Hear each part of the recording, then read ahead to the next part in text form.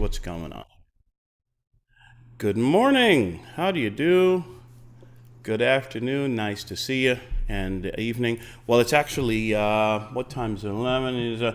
It's early evening where the wife is, where Paula is. Tell you that in a minute. Welcome to the John Lavinia Success Mastermind. It is Wednesday, the 18th of May. Can you even believe how fast time is flying? Wow.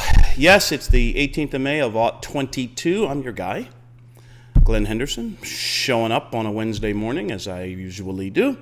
And it's nice to see you.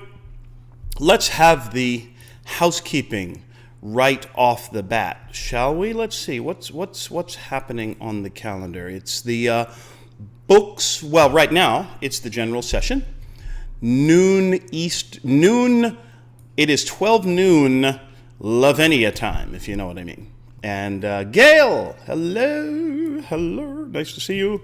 11 a.m. where I am. Well, 11:01 now, and hospitality suite right after us this afternoon at 3:15 p.m. Eastern Time, at 8:15 UK time. It is Books for Britain with our friend Mandy Anderson. And then, of course, tonight, yes, we're back. Networking Magic, 9 p.m. Eastern Time. I will be here. I hope you will be here. And if you're in the UK and you're here, you're going to get a shout out because that'll be some serious stuff. Staying up till 2 in the morning to check out the networking. Hello, Gail and Lindsay Edward. Kathryn is Here. Kathryn and her cat, or Cat and her Kathryn, whichever way that works. And John Lavinia is here. Nice to see you all.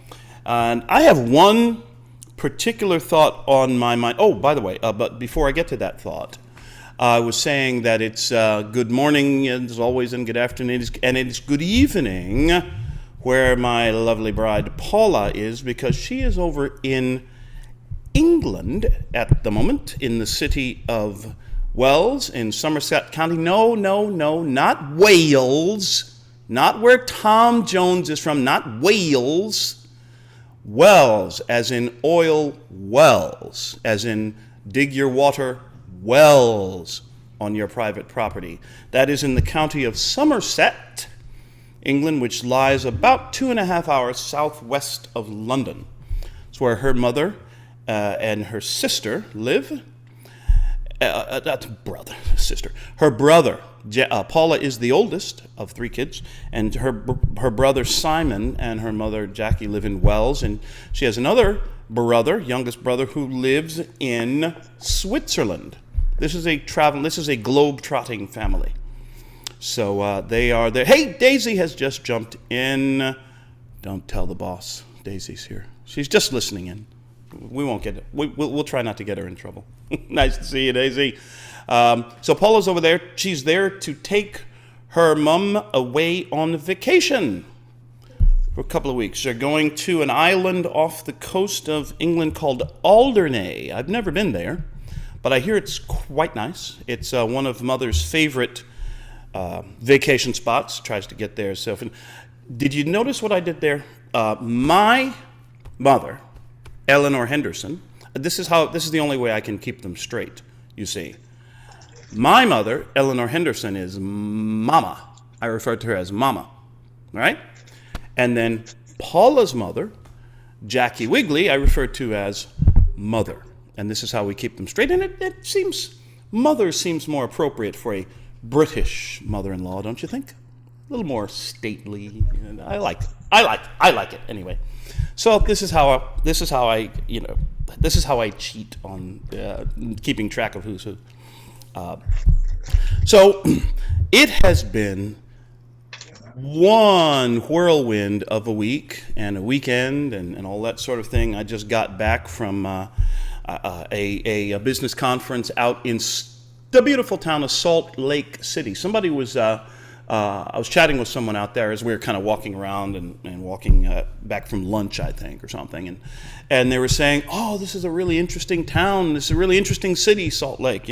Said I'm from a really small town where I live, and it's always interesting to kind of come into a big city like Salt Lake City, big city like Salt Lake City. I checked the population. As a matter of fact, let's have some fun. Hey Siri, what is the current population of Salt Lake City, Utah? Let's see. Okay, I found this on the web for what is the current population of Salt Lake City, Utah. Let us see. Check it out. Population as of 2020, the population of Salt Lake City is 199,723 souls, which is about the same number of people as were living in the apartment building next door to me in Brooklyn. So all these things are a matter of perspective, of course. See, when somebody says to me, big city, big town like Salt Lake City, I always smile and say, yes, it's a very interesting place. And I keep thinking to myself, okay, you want a big city? I'll show you a big city. Anyway, that's just the way I am. As you all know, I'm a born and raised in Brooklyn. Been in Houston, Texas now 8 years. Liking it. Think this will be our permanent headquarters. And if I live to be 175 years old, and after I've traveled the whole of the planet and all of that stuff, on my last day on this beautiful blue ball, I will be a New Yorker through and through, if you know what I mean. Adoptive Texan, sure. Love it here, enjoying it. So anyway, we're in this, at this business conference in Salt Lake City. John, as it happens, John and Shannon were there as well, as was Kathryn. Nice to see friends old and new in person. For the first time, I got to see Kathryn in person, got to say hello. And what was funny, you know how it always is when you meet people on Zoom and you have these great conversations and develop connections and relationships and all that sort of thing. I had to laugh chatting with Kathryn when we first met, and I said, wow, this is really interesting. What? I said, I always pictured you as a little taller. Needless to say, our friend Kathryn isn't exactly Kareem Abdul-Jabbar, if you know what I mean. And it's always fun to put a face, an actual face in front of you and connect it with the name and the voice and the conversations that we've been having over the months and years. Really, really good stuff. And I am looking forward to making those face-to-face connections. We've already had that with Daisy out in the desert. And Gail, Edward, Lindsay, you're next. We're going to figure out a time and get us all together. And yeah, I always pictured you as a little bit... So it was great. I got a lot of really good business information, a lot of really good inspiration, tips and tricks, how to grow your enterprise and how to be more successful at what you do and that sort of thing.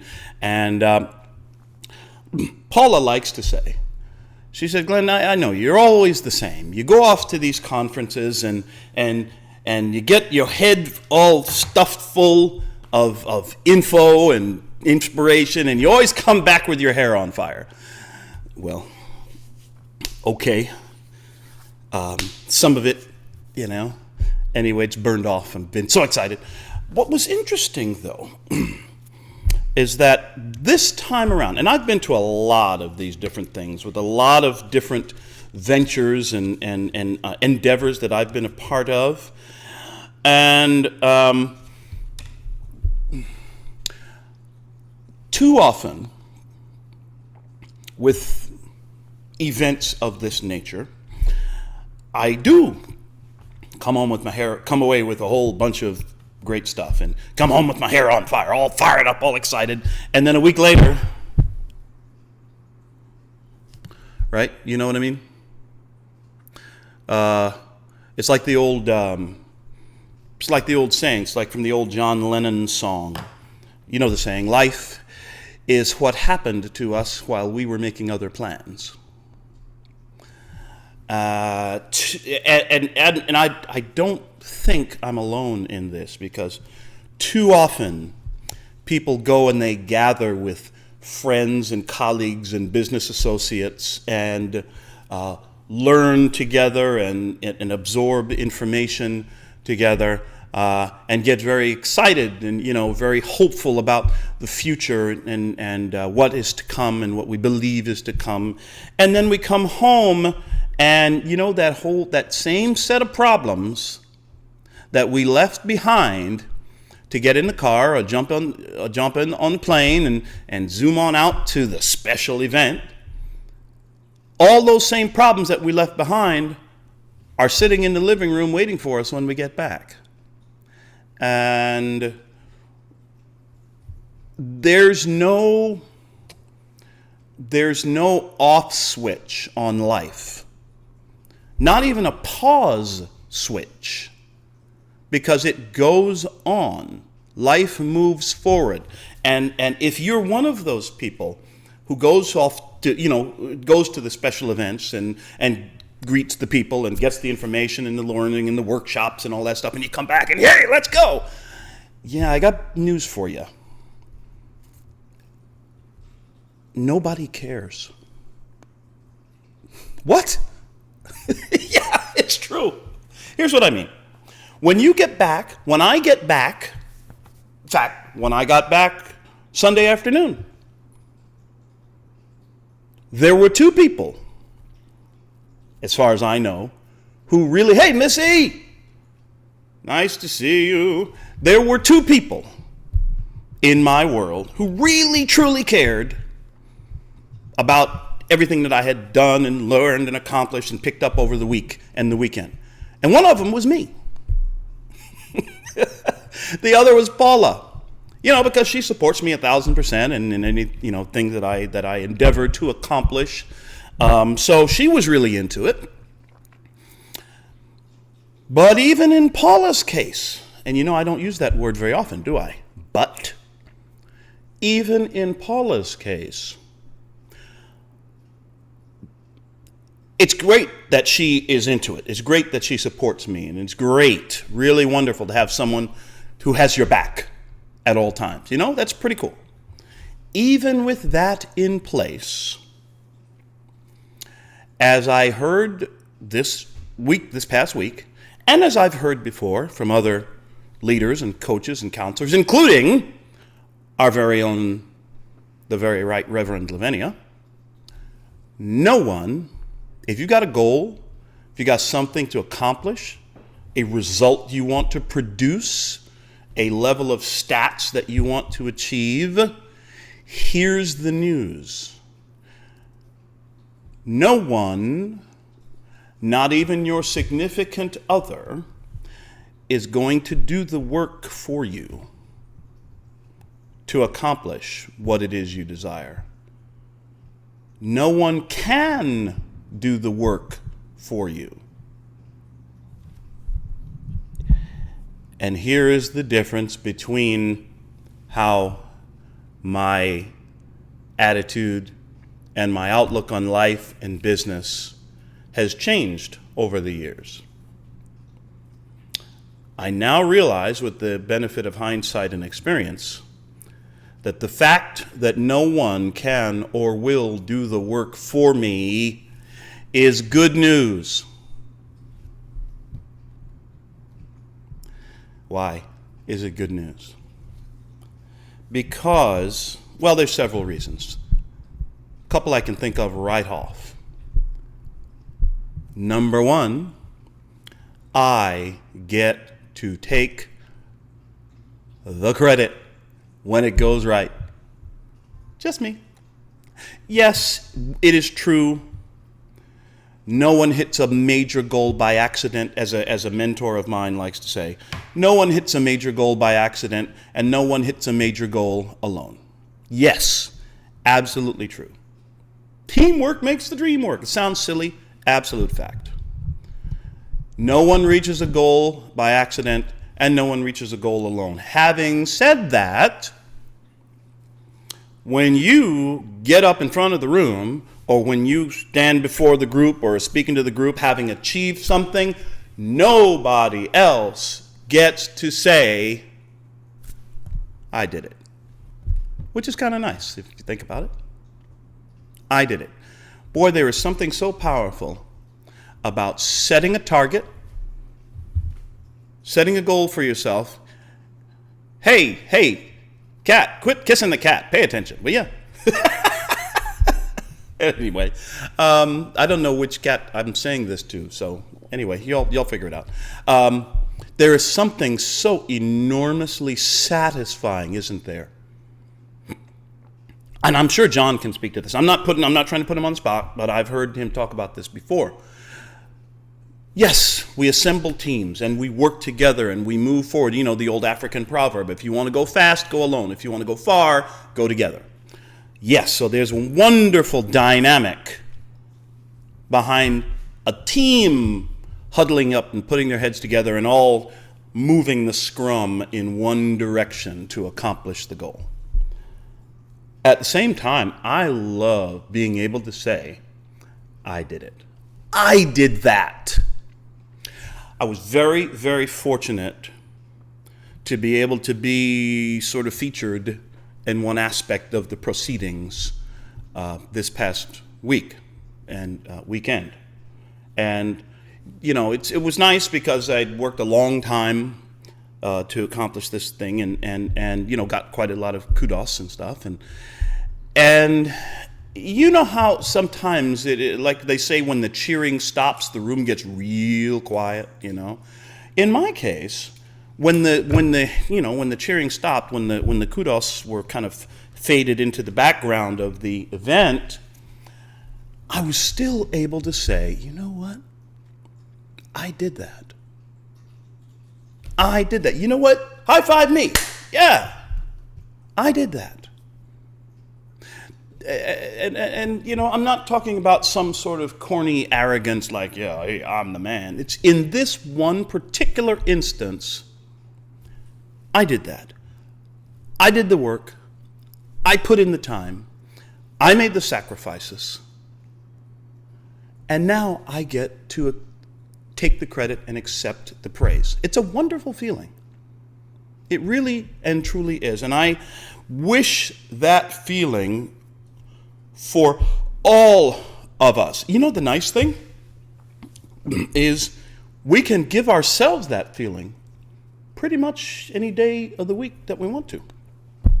Set a goal, set a target, set an activity goal. I'm going to call X number of people today. I'm going to run X number of miles today. I'm going to lift, hey, John, I'm going to do X number of push-ups and lift X amount of weight, X poundage of weight today. And when you do that, you know what? You get to high five yourself. You get to like chest bump somebody. Yeah. You get to air chest bump somebody on the Zoom call. Why? Because you did that. Here's the trick, though. Usually, the things that I want to accomplish, the goals that I set for myself, the best first step to take to accomplish that goal, I need to take right now. Not tomorrow, not, oh yeah, I'll start with the healthier eating tomorrow. No, you know what? As I heard a guy say this week, right now, stand up right now. Okay, don't leave the Zoom call. Just wait until the call's over, okay? But go to the fridge and toss that unhealthy stuff, which you know good and well is unhealthy, and you know good and well that if you eat it, it is not going to move you forward towards your health and fitness and nutrition goals. Do it now. You don't have to clean out the whole fridge. Just take one box of that stuff. You know the stuff. You're picturing it in your mind right now, aren't you? That box in the pantry, which, yeah, that stuff. Toss it in the trash. Just one box. You don't have to clean out the whole fridge. Just that one box. Do that. And just get it out of there. Yeah, I want to start working out. Yeah, you know what? I'm going to go down to the gym. I'm going to sign up at the gym tomorrow. No. Get down on the floor right now and do one push-up. One. Do one sit-up. One crunch. Do one deep knee bend. Whatever is right for your current condition, go outside, walk to the end of the driveway and back. You live in the city? Go outside, walk around the block once, and then come inside. Why? Because there is enormous power in now. I have a friend who likes to take cold showers. No, that's not me. No cold showers for this boy. No cold showers for me. Works for him.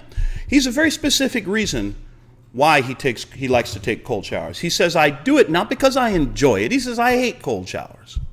I hate taking cold showers. He says, I do it because I want to prove to my body that I'm the boss. I want to prove to my body that I'm the boss of me. I read a couple of years ago, as a matter of fact, I'm in the middle of the autobiography of Arnold Schwarzenegger. It is called, who knew? Total Recall. My unbelievably true life story. Arnold Schwarzenegger's autobiography. And one of the chapters, he talks about his weightlifting, his career as a bodybuilder, and Mr. Olympia, greatest bodybuilder in the world. And what he would say was, most of the times I would go into the gym and I would do sets of weights of arm curls or bench presses or whatever it is. And he says, I would overwork my muscles. And I would just work them and do the same repetition until the pain was unbearable, agonizing pain. And he said, when the agonizing pain set in, I would do 5 more reps of the same exercise. And he would say, I would stand there at the end of the set with my muscles on fire, with an enormous sense of satisfaction, knowing that in that moment I had mastered my body. I was the boss of these freaking muscles. I was the one in charge, not my pain, not my desire to quit. I was in charge. Man, that's a powerful place to be. And may I suggest to all of us, and this is the whole of my thought for our conversation today. Do it now. Start now. What are you waiting for? You want to accomplish that thing, whatever it is? You want to hit that particular stat level? You want to reach that particular goal? You want to accomplish that particular action? Start now. Not tomorrow, not next week, not tomorrow, not after lunch. Now. Why is this so important? As we've said, who's the boss of you? Who's the boss of you? Is it your habit of procrastination? Is it your fatigue? Is it and you notice I pointed back to me now, is it my mild discomfort? Is it my sort of desire to avoid the stress or the tension of doing, or the difficulty of this conversation that I know good and well I need to have? My hesitation to have that difficult conversation?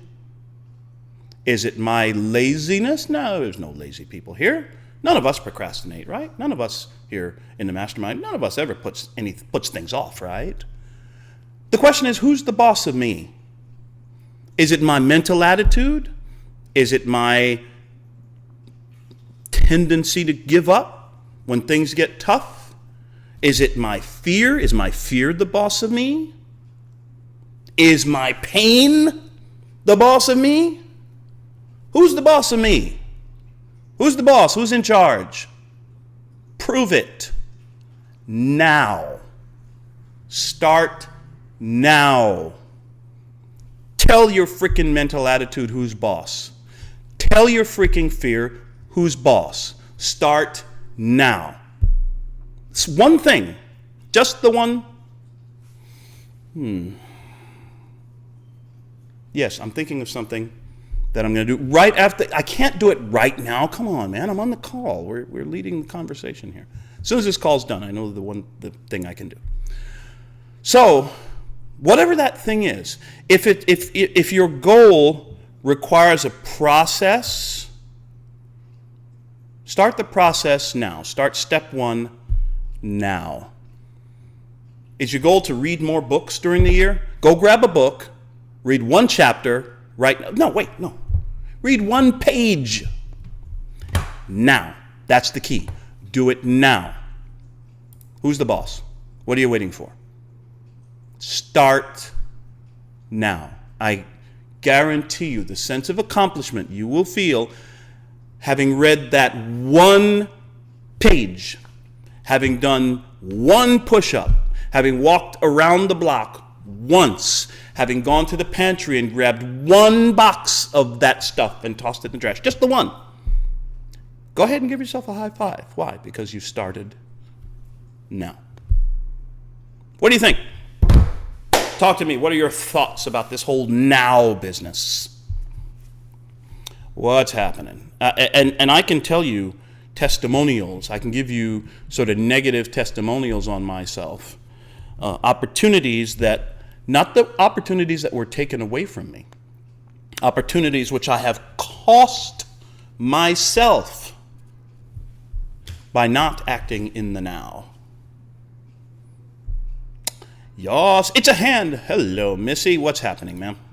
Well, it's wonderful. I've done that 10 billion times. The one, if we don't duplicate it, and the next day, and the next day, and the next day, it's going to get lost again. And then you find yourself constantly starting over. And I'm tired of that. Very tired of that. Very disappointed in myself for a long time. So once you do it, then you have to make the commitment to replicate it. I mean, every day is a different day. So yes, you do have to start over in that sense. But Adrian's session yesterday was all about organizing and getting this done. And once it's on the schedule, you have to let that schedule, to a certain extent, control you. Or at least it's a guide. It's a guide. It's a guide for you. If something comes up, then that's different. But yes, this is very important. Every day is a new now. Every minute's a new now. So I thank you for this because I constantly need the reminder. I have a friend. Thank you, Missy. I have a friend named Brian. He's a coach and business coach and mentor and everything. He likes to say, become a slave to your calendar. Be ruled by your calendar. For some reason, for some people, that's the only way they ever get anything done, is by choosing to become a slave to their calendar. And that's a choice. And it's a choice that each of us can make every moment. Am I a slave to my calendar now, or am I going to put it off? I'll start it later. Now. Gail! Hello, ma'am. Hi. Yeah, I have it. I just want to say that, that first step now is one of the hardest to do. For me anyway. I'm going to do it now. Yes. And then something else happens and I don't. And Missy, I'm with you with everything you said. I agree. That, boy, that's hard. One of the best examples of this is the military, the U.S. Marines, the Navy SEALs, the Army, boot camp, those training periods when the drill sergeants are coming in to the barracks with the baseball bat and the trash can lid at 3:45 in the morning. Get up. Give me a minute, boss. Give me a minute. Give me a minute to clear my head, and because I kind of get up, I kind of wake up slowly in the morning. No, you're gonna get your ass out of bed right now. Yeah. Wouldn't it be cool if alarm clocks didn't come with snooze buttons, and that sucker just it rings. And it keeps on ringing and keeps on ringing and keeps on ringing until you get your narrow behind out the bed. It's not going to stop ringing until you get up. Maybe somebody ought to design something. Any app developers in here? Somebody ought to design an alarm that you physically cannot turn it off until you're out of bed. That's interesting. I wonder how much money something like that would. You know what? Let me call my guy. They have it. They do? Yes, they do. Well, you know what I've heard people do sometimes is, like, for this whole thing of getting up in the morning, set your alarm. Typically, we do it on our smartphones these days. Set your alarm in your smartphone, and then plug in your smartphone on the other side of the bedroom, so that when that sucker goes off in the morning, the only way to turn it off is after you've gotten out of bed. Boy, then you're standing up and you've got the thing turned off and you look, oh man, I can't go back to bed now. I got to get started. It's sort of like a built-in punch in the face first thing in the morning. Get up, get up, get up. Up. All right, now stay up. Go. Okay, now that you're up, go ahead, get started. Dr. Lamelia, nice to see you, my friend. So, my daughter, so I'm here. I'm able to talk. Excellent. See, I know you're a great one for starting stuff now. Tell you what. Well, when would now be a good time to start?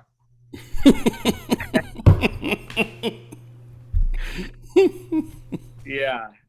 So thank you for your talk today, Glenn. I had to run out of the room, so I don't know if you were up now. Is this open for discussion? Yes, we're wide open for comment, and yes, okay. Go for it. So you said I did that, right? Which immediately my mind went to the Joe Biden stickers where he's pointing at yeah. Mm-hmm. Right. So I saw a meme with him and Kamala, walking like we're pasted into like an empty shelves grocery store. We did it, Joe. Right. So, but all kidding aside, not that any of that's any funny either, but the idea of completing what we start. And while I can get up and I can say, yes, now, and I shall take action and I shall overcome inertia. Nice. Okay. Can you maintain that? As you said, life doesn't stop. You got fired up at the event or whatever. Well, that's nice. Good for you. Now get back to it. Right. So the point is not that we're coming back into, let's say you just had like some motivational speech or something, and now you get to go back into drudgery. No, the whole idea of personal development or of getting motivated or any of it is that you use this stuff. It's not just talk.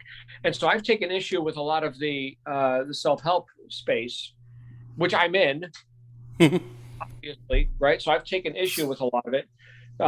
Just because it leans heavily on psychobabble and platitudes, and no, this stuff is for use. In fact, if I can't use it, why am I even spending my time, trying to even understand it, right? So no, all education is for use. Mm-hmm. So, education that I've recently received, which is a drawing out. Okay, education comes from educare, Latin, to draw out.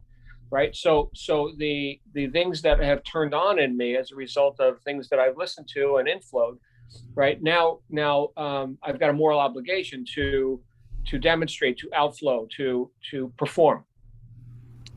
And if not, I've wasted my time. And so I've wasted plenty of time in my life. So it doesn't thrill me, the idea of wasting more. So, in fact, I mentioned last night, just, Glenn, I did going to be doing moving forward also a private session, just for people in the business that some of us are participating in here. So on Tuesday night, we do a like a team meeting, and I have I had an admission where I had recognized that I just lost a year of my life doing other stuff, and nothing to do with what we're doing here in the mastermind group. But I lost a year of my life where I was putting my attention on something which we projected, could have some major financial benefits to it, and it had some for me and others. But just looking at what did I have to say no to do that? It wasn't worth it. It was worth it in some ways, right? I'm not going to sit here and cry about it, but just moving forward, I can make new decisions. I could say, I did that for what it's worth, and it was good. It wasn't amazing, but it was good. But now I'm going to do something else, something that I've assessed because I've learned, because I've things have been drawn out. I've been educated, right? Things that are of a higher magnitude. Increased gravitas, higher leverage activities. Right. I gotta say no to something. Can't say yes to everything. Can't be all things to all people. Right. So choose. Anyway, that's what's coming up for me today. I don't know what the title of this is, but let me know and I'll get it posted. Thank you, brother. Absolutely. Thank you, John. In order to, and that's another, as John points out so beautifully, it's another aspect of this issue of doing it now. Sometimes the thing that I need to do now is to say no, or to release something, to let go of an activity which is perfectly legitimate, but not appropriate for my current mission, if that makes sense. And I've done that. As you all know, I've talked about this in the past. I've spent the past couple of months streamlining. And now streamlining this past week and weekend has helped me to streamline even more and focus even more narrowly, in a sense, focus on those few activities which are very much in line with my mission, and learning to let go of some of those other things that are not. And I'll tell you said it, John, can we continue it? Well, I put into practice within 24 hours of landing back in Houston, put into practice some of the principles and techniques that I learned this weekend, and guess what? Stats went up. Can you believe this? Isn't it weird how that happens? Like you get good information, you act on it, and stuff happens. Good stuff happens. It's unbelievable. It's unbelievable. I got one word for you, Glenn. Yeah. Say fellow.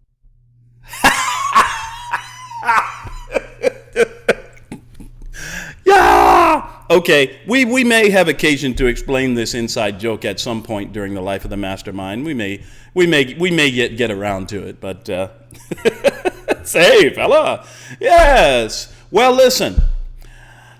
I got to go do that thing which I said I was going to do, like the do this now thing for me. Start now. Got to go do my start now thing. How about you? Yes, I'm looking at you. What is your start now thing which you're going to do the moment we hang up this call? No excuses. Start now. And then you know what? Tomorrow, start now again. The day after that, start now again. And you'll be absolutely amazed what will happen. You keep doing that. John was talking about consistency. Can you continue? I've heard a saying. Most of us overestimate what we can accomplish in 90 days, and we grossly underestimate what we can accomplish in 5 years.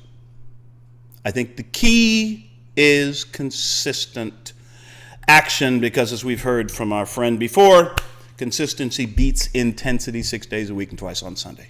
So start now, and then, start now again tomorrow. And let's see what happens.